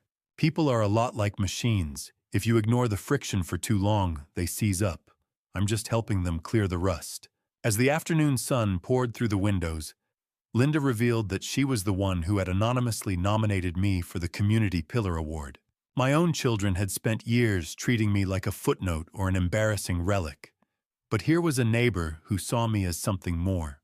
A cup of coffee with a friend shouldn't feel like a victory, but after decades of drinking bile with my own blood, it tasted like the finest wine in the valley. I realized I had finally built a community that respected the man I had become. Later that evening, I returned to my kitchen, the house filled with a serene silence. I found a final desperate envelope in my mail. It was from Sarah, a grocery reimbursement check for $200 sent as a peace offering to prove she was doing better. I looked at her jagged signature and the meager amount, realizing it was just another hook intended to pull me back into the role of her emotional safety net. "Too little and years too late," I whispered to the empty room. I gripped the edges of the crisp paper. Ripping paper is a small sound, but in a quiet house it sounds a lot like freedom. I tore the check into 4 neat pieces, performing one last act of discipline to protect the boundary I had worked so hard to build. As the serrated edges gave way, I noticed another letter from the bank. It wasn't a bill or a notice of overdraft. It was a formal apology. They had finally cleared the $35,000 theft from my record, classifying it as a clerical error after the final audits from Merritt Prescott went through. The money I thought was gone forever, the money my son had tried to bury me with, was being returned in full. I let the pieces of Sarah's check fall into the bin and looked out the window at the deepening blue of the mountains. I had torn up a legacy of lies, but I had finally started writing a truth worth leaving behind. The last thing I did before I went to sleep was check the box for the scholarship winners. But the first thing I saw in the morning paper was the obituary of my son's reputation. I sat at the kitchen table, the newsprint crinkling under my calloused thumbs, reading the business column with the clinical eye of a foreman observing a long-predicted structural collapse. The headline spoke of a sudden resignation at Beaumont Logistics due to internal discrepancies. It was a polite way of saying the house of cards had finally folded. The article mentioned that an anonymous whistleblower had provided evidence so precise it suggested years of internal monitoring. I realized then that Earl's digging had hit a vein of pure rot.